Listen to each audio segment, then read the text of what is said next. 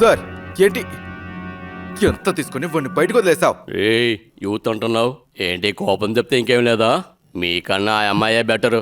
బాగా అండర్స్టాండ్ అయిపోయి case withdraw చేసుకొని వెళ్ళిపోయింది. రావాలా? ఎవరు మీరు? కిచ్చా అక్క వాళ్ళు వచ్చారు.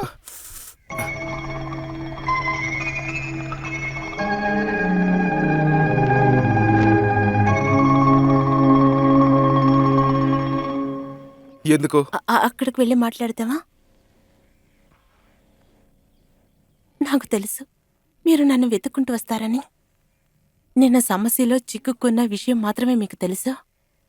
కానీ ఇంటి మొదటి అమ్మాయినని మీకు తెలియని విషయం. అంతేకాదు, ఇంటర్వ్యూ జరిగిన చోట్లలో ఉద్యోగం ఇవ్వకుండా అక్కడున్న వాళ్ళు ఒకటిగా కలిసి పనిచేద్దామని చెప్పారు.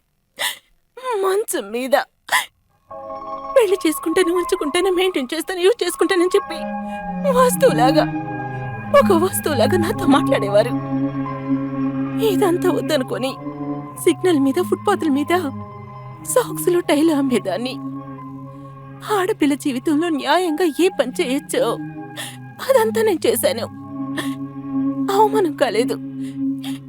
నిన్న జరిగిన సంఘటనలో అవమానం జరిగినా అది నాకెంతో పుణ్యం చేసింది. ఒక ఆడదానికి అది అవమానం. ఏంటి అమ్మాయిగా ఆలోచిస్తే ఎంతో భాగ్యం.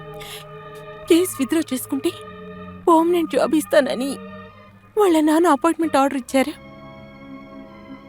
అప్పుడు నా భర్తతో మీరు గుర్తుకొచ్చారు. మానాన్ని వెతికే చోట్లో అభిమానాన్ని పనంగా పెట్టి ఈ ఉద్యోగం కొన్నాను. నాకు ఒకవేళ అన్నయ్యలుండుంటే ఖచ్చితంగా నా పరిస్థితిని అర్థం చేసుకుంటారని ఒక నమ్మకంతో ఈ పని నేను చేశాను. ఇది మీకు తప్పనిపిస్తే